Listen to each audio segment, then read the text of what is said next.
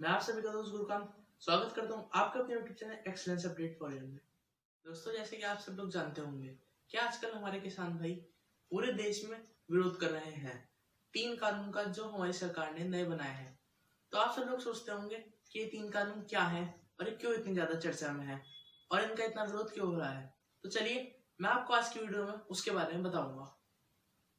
ये जो 3 बिल है ये सबसे पहले 5 जून 2020 को हमारे संसद में एक अध्यादेश के रूप में लाए गए थे। अध्यादेश क्या होता है?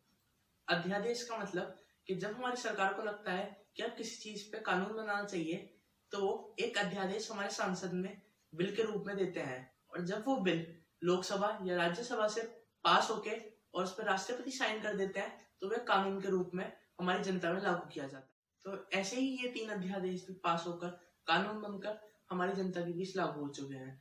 और ये 3 कानून सबसे ज्यादा चर्चा में तो तब आए जब हरमीत कौर, जो शिरोमणि अकाली दल की पंजाब में फूड मिनिस्टर है, उन्होंने इस्तीफा दे दिया।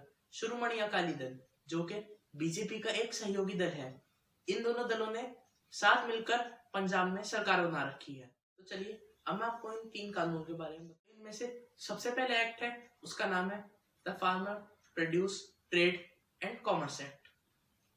जैसे कि हमारे किसान भाई पहले अनाज बेचते थे तो उन्हें हमारी स्टेट गवर्नमेंट या फिर बिचौलियों को टैक्स के रूप में अपना कुछ धन देना पड़ता था।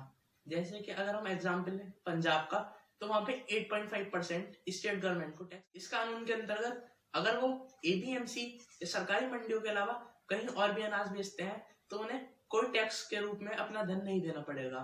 वो बिना बिचौलियों और बिना स्टेट गवर्नमेंट को टैक्स दिए इस अनाज को बेच सकते हैं। इस कानून के तहत हमारी सरकार का यह मानना है कि ये एक बाजार एक देश की नीति को लागू करेगी। जो हमारा दूसरा एक्ट है उसका नाम है the farmer agreement and price assurance ordinance 2020। ये जो कानून है इसके अंतर्गत यह हमारे किसान भाइयों के लिए कॉन्ट्रैक्ट फार्मिंग का रास्ता खोल देता है। इससे हमारे किसान भाइयों को फसल उगाने में बहुत ज्यादा सहायता मिलेगी, क्योंकि वो फसल उगाने से पहले ही उसका दाम तय कर सकेंगे, और इससे हमारे किसान भाइयों को ज्यादा जोखिम भी नहीं उठाना पड़ेगा और उन्हें अपनी फसल का खरीदार ढूंढने के लिए ज्यादा बाहर भी नहीं जाना पड़ेगा। इससे हमारी सरकार का यह मानना है कि इससे हमारे किसान जो है वो अपने जोखिम को कम करके ऊपर उठ के बड़े बड़े व्यापारियों के साथ कंधे से कंधा मिला के अपनी फसल का व्यापार कर सकेंगे और उन्हें ज्यादा से ज्यादा मुनाफा होगा। अब जो हमारा तीसरा और आखिरी एक्ट है वो है द एसेंशियल कम्युनिटीज एक्ट 2020। ये जो कानून है ये पहले 1995 में भी लागू किया गया था। इस कानून में क्या होता है कि जो बड़े बड़े व्यापारी होते हैं वो हमारे किसानों से कम दाम पर सामान खरीद के उसे स्टोर कर लेते हैं, और फिर जब उस सामान की कमी होती है या कोई अकाल पड़ता है तो उसे अच्छे दामों पर बेच के मुनाफा कमाते हैं। इससे हमारे किसान भाइयों को नुकसान हो रहा है और सामान की कालाबाजारी भी बढ़ रही है। इसलिए हमारी सरकार ने यह कानून बनाया।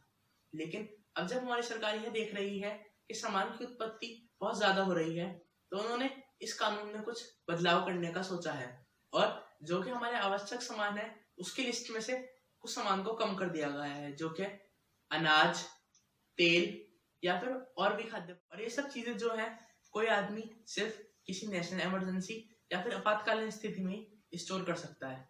सो फ्रेंड्स, आज की वीडियो में बस इतना ही। तो फ्रेंड्स, अगर आपको मेरी वीडियो पसंद आई हो तो इसे लाइक, शेयर एंड सब्सक्राइब करना ना। Thank you and keep watching Excellence Update Warrior.